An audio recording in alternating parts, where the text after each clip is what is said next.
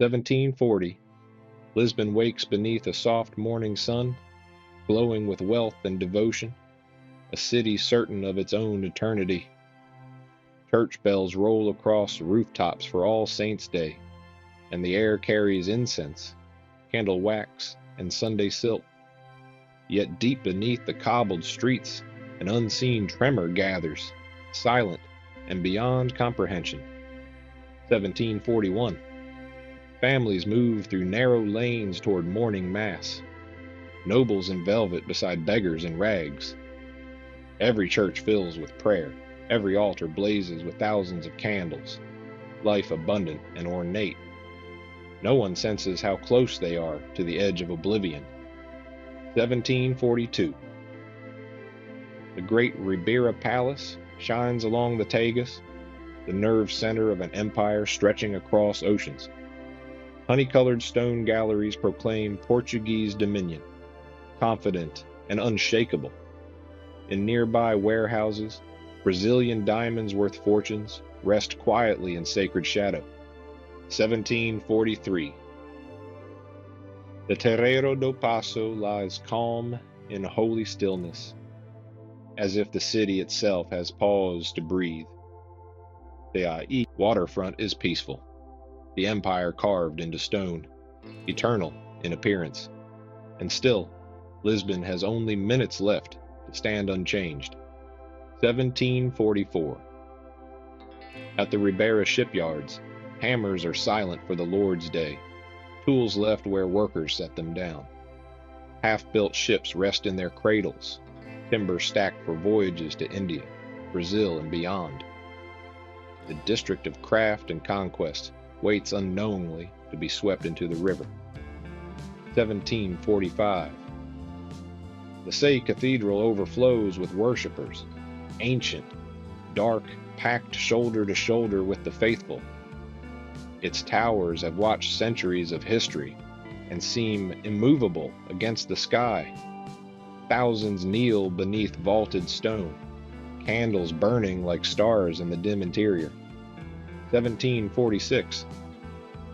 Around the cathedral, narrow lanes are empty, the city drawn inward into chapels and convents.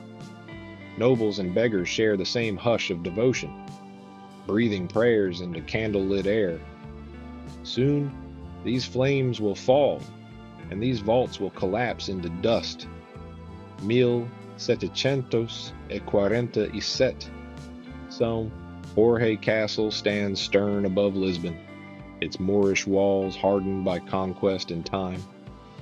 Guards watch over palace, port, and river, the city below subdued by holy observance. From these heights, survivors will soon witness a world turning to ash. 1748. Smoke rises straight from hearths in the still air, carrying the scent of morning cooking and distant bells. A few late worshippers hurry toward Mass, unaware of the fate racing toward them underground. Lisbon feels peaceful, sacred, and perfectly alive. 1749. The Grand Opera House lies shuttered, a temple of culture silent on this holy morning. Crystal chandeliers and velvet seats wait in darkness, a promise of centuries that will never come. Beauty stands here too newly built to imagine it could vanish. 1750.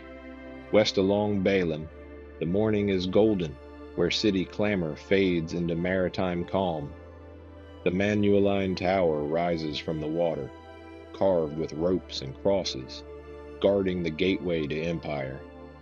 Everything gleams with confidence beneath the All Saints' sun. 1751. At Geronimo's monastery, monks complete morning prayers as incense drifts through limestone halls. The tomb of Vasco da Gama rests in sacred silence, wrapped in conquest's wealth and devotion's peace. The Atlantic breeze is gentle, and all feels unshakable. 1752.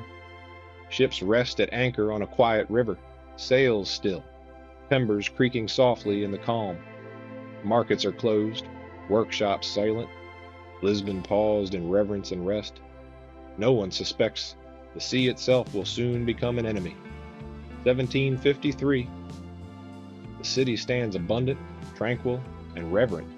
Maritime glory, imperial wealth, Baroque faith. Squares and harbors rest in holy stillness, overflowing with worshippers celebrating eternity. Lisbon has never been more beautiful or more certain of its greatness. 1754. The earth will soon convulse for 6 terrible minutes, shattering stone and crushing prayers into silence. 30 to 40,000 will perish, many trapped beneath, collapsing churches where they sought salvation. The city's heart will break in seconds. 1755. 40 minutes later, a tsunami will surge up the Tagus, sweeping away those who fled to the waterfront.